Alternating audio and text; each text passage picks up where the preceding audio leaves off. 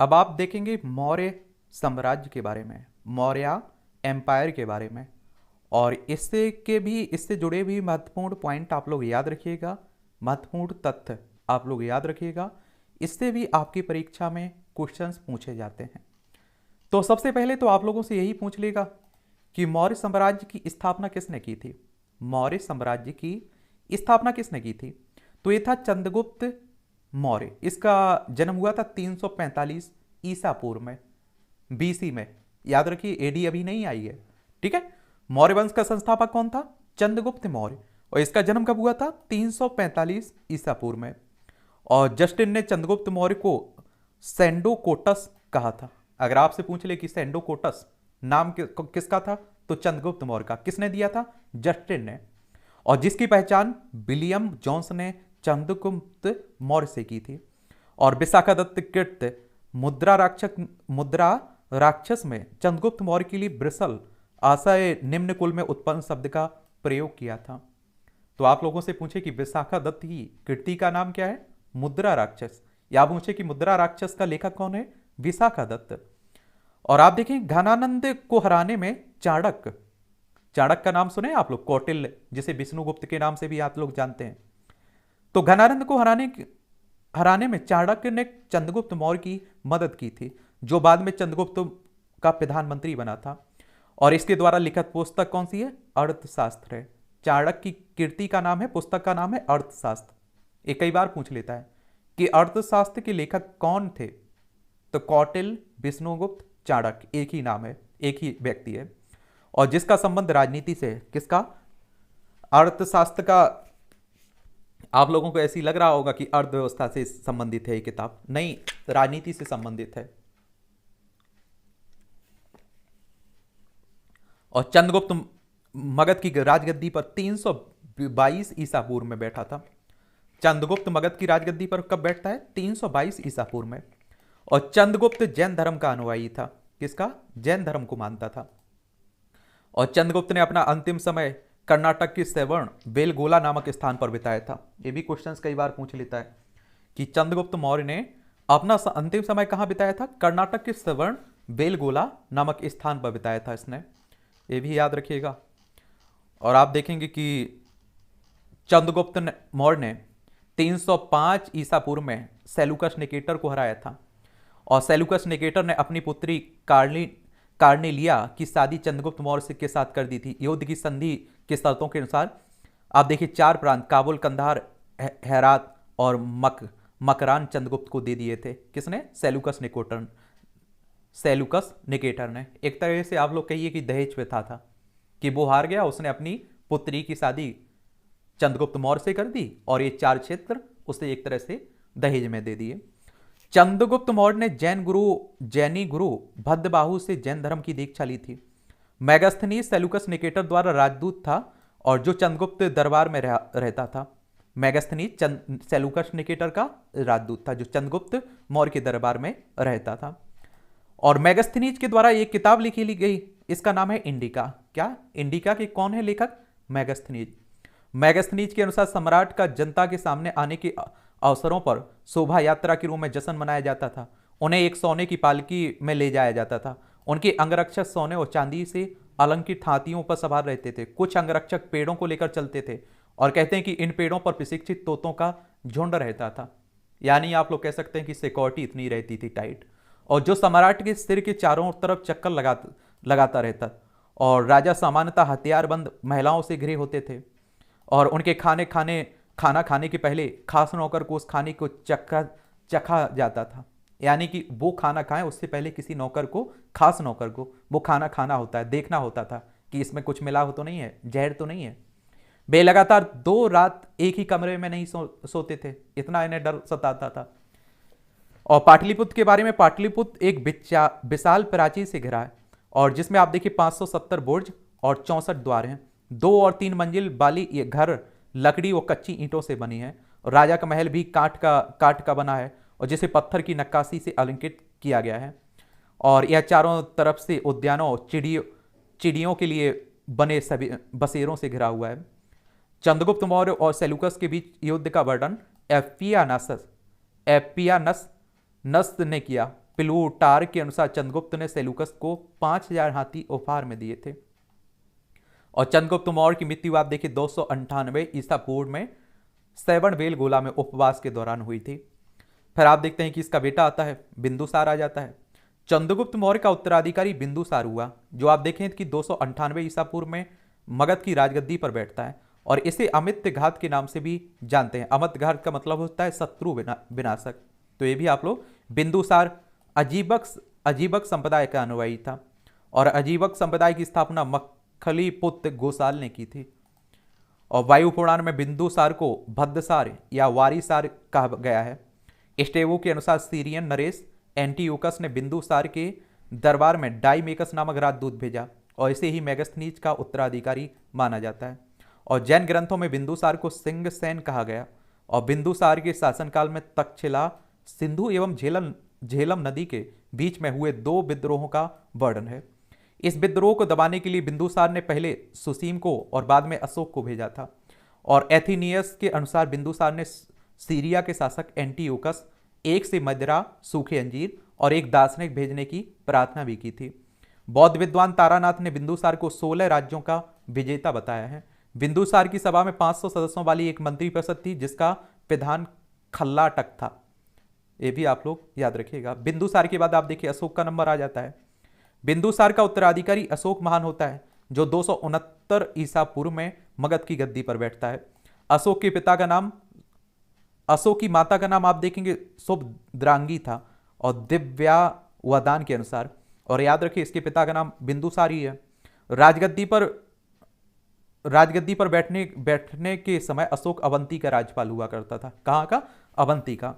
मास्की, गुर्जरा, नेत्तूर, ओडेगोलम के लेखों में अशोक का नाम अशोक मिलता है। कहाँ? मास्की, गुर्जरा, नेत्तूर, ओडेगोलम, इन लेखों में अशोक का नाम अशोक ही मिलता है। ठीक है, ये याद रखिएगा। और आप देखेंगे कर्नाटक के गुलबर्गा जिला के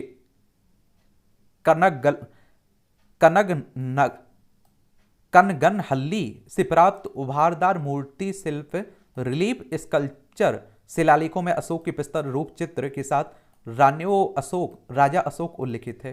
कहाँ का? कर्नाटक में, जो गुलबर्गा जिले में है। भ्रावु अभिलेख में अशोक ने स्वयं को मगध का राजा बताया। पुराणों में अशोक को अशोक वर्धन भी कहा जाता है।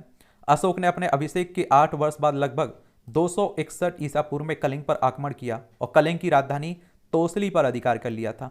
यह उल्लेख कहाँ मिलता है? 13वें शिलालेख में मिलता है। 13वें शिलालेख में प्लिनी का कथन है कि मिस्र का राजा फिलाडेल्फस टोलमी द्वितीय ने पाटलिपुत्र में डियानिसियस नाम का एक राजदूत भेजा था। उपगुप्त नामक बौद्ध भिक्षु ने अशोक को बौद्ध धर्म की दीक्षा दी थी। एक क्वेश्चन भी कई बार पूछ लेता है कि उपगुप्त किसने, कौन से भिक्षु ने आप देखें बौद्ध धर्म की दीक्षा दिलाई थी किसे? अशोक को उपगुप्त ने। अशोक पहले ब्राह्मण धर्म का अनुयायी था। कलहन के राजतरंगिणी से पता चलता है कि वह शैव धर्म का उपासक था।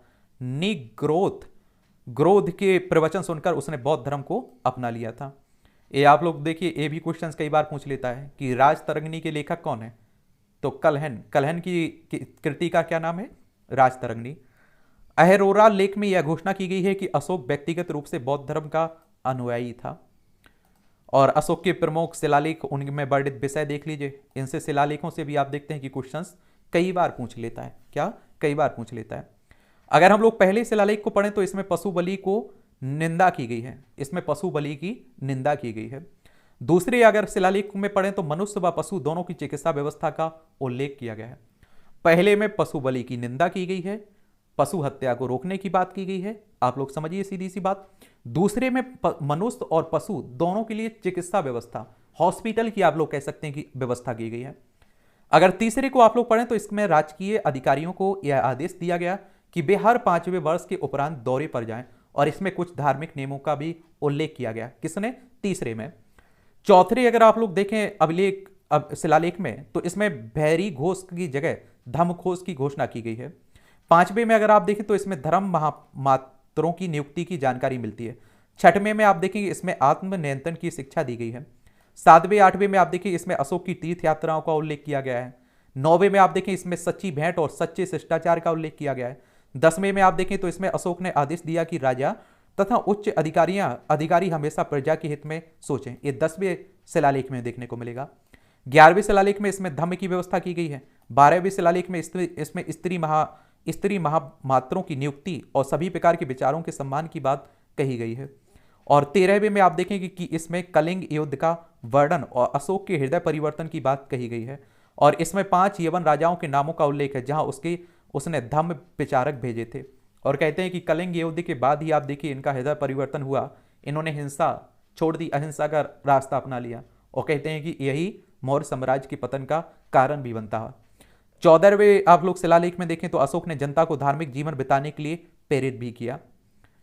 और अशोक एक उपासक के रूप में अपने राज्याभिषेक के 10वें वर्ष बौद्ध गया की, और 12वें वर्ष निगाली सागर की, और 20वें वर्ष में लुम्बिनी की यात्रा की थी उसने।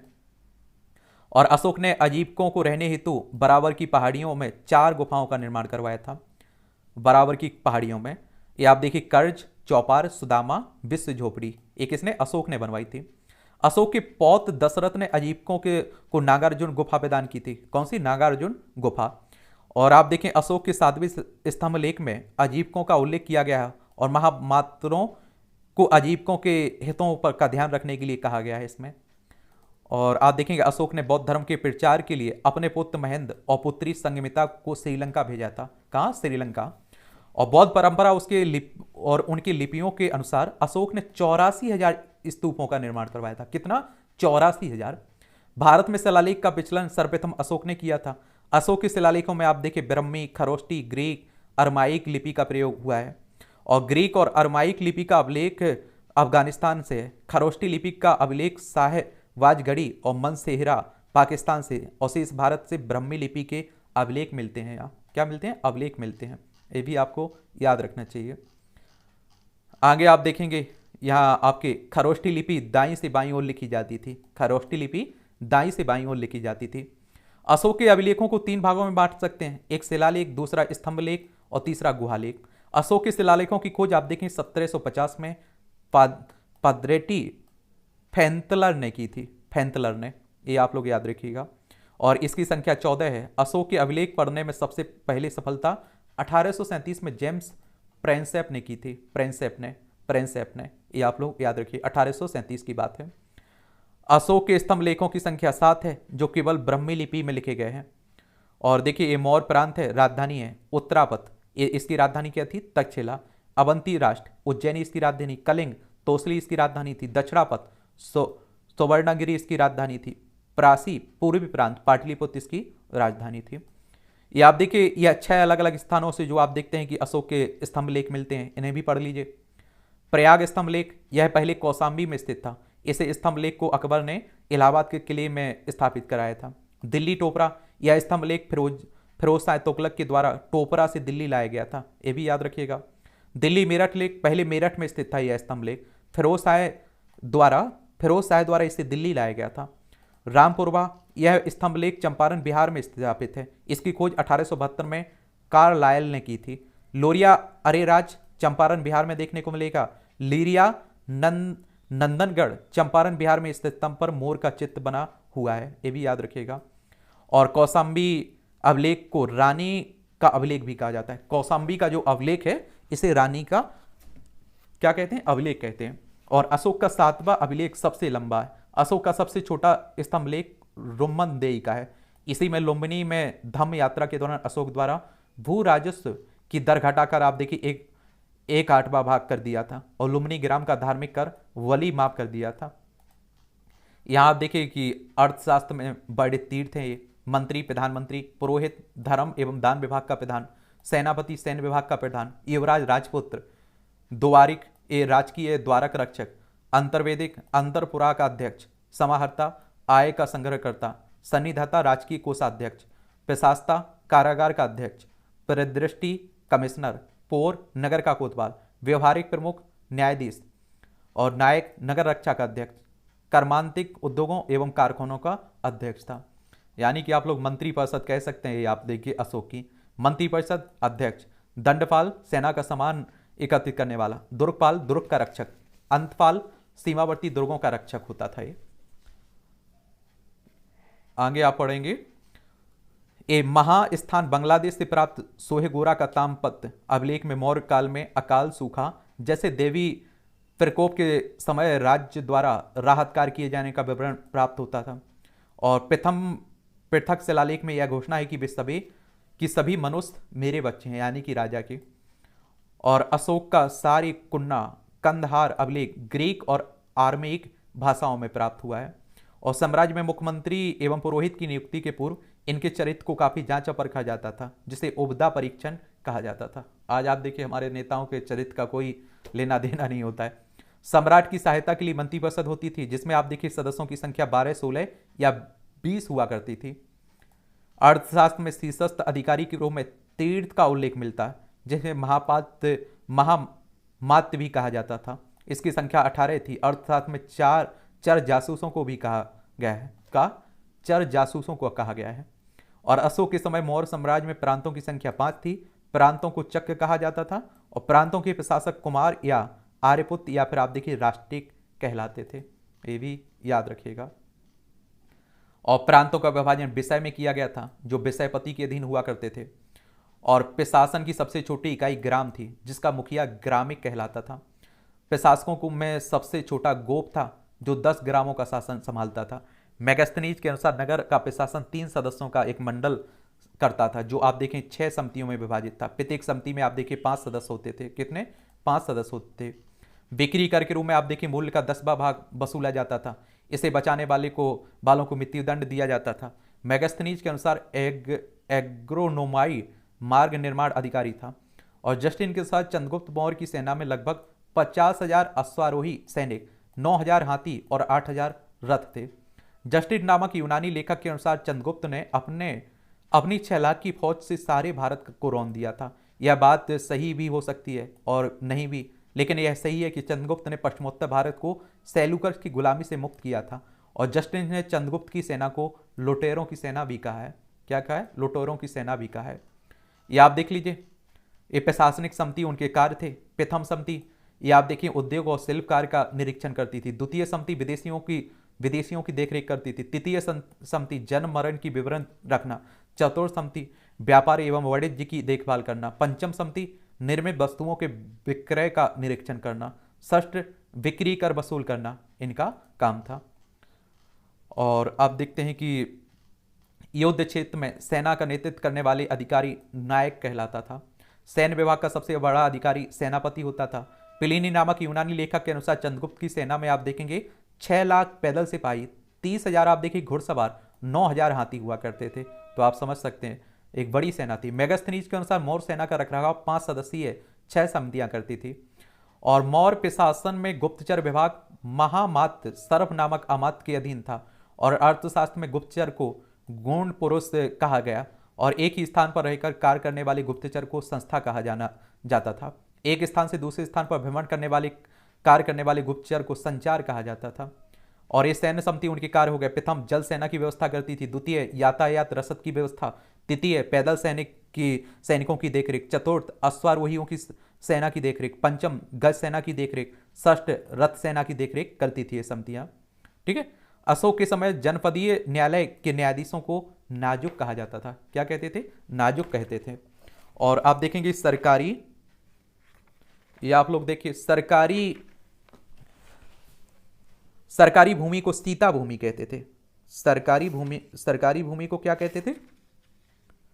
सीता भूमि कहा जाता था। ये भी आप लोग याद रखिएगा। और बिना वर्षा के अच्छी खेती होने वाली भूमि को आदेव मात्रक कहा जाता था। मौर्य काल में द्रोण अनाज के माप के लिए प्रयोग होता था। मेगास्थनी ने भारतीय समाज को 7 वर्णों में विभाजित किया। ये आप लोग याद रखिए। दार्शनिक, किसान, अहीर, कारीगर, सैनिक, निरीक्षक और सभासद। स्वतंत्र वेश्यावृत्ति को अपनाने वाली महिला को रूपा जीवा कहलाती थी। नंदवंश के विनाश के करने में चंद्रगुप्त मौर्य ने कश्मीर के राजा परवर्तक से आप देखिए सहायता ली थी। मौर्य शासन 137 वर्षों तक रहा है। और भागवत पुराण में के अनुसार मौर्य वंश में 10 राजा हुए, जबकि वायु पुराण के अनुसार 9 राजा हुए। अब आप देखिए अलग अलग आंकड़े दिए रहते हैं। मौर्य वंश का अंतिम शासक था बृहद्रथ। और इसकी हत्या उसके सेनापति पुष्यमित्र शुंग ने 185 ईसा पूर्व में कर दी थी और मगध शुंग वंश की नींव डाली थी। अशोकाराम बिहार पाटलिपुत्र में था, ये भी याद रखिएगा। इस तरह से आप देखेंगे कि ये आपका मौर्य साम्राज्य होता है। क्या? मौर्य साम्राज्य की कहानी खत्म होती है।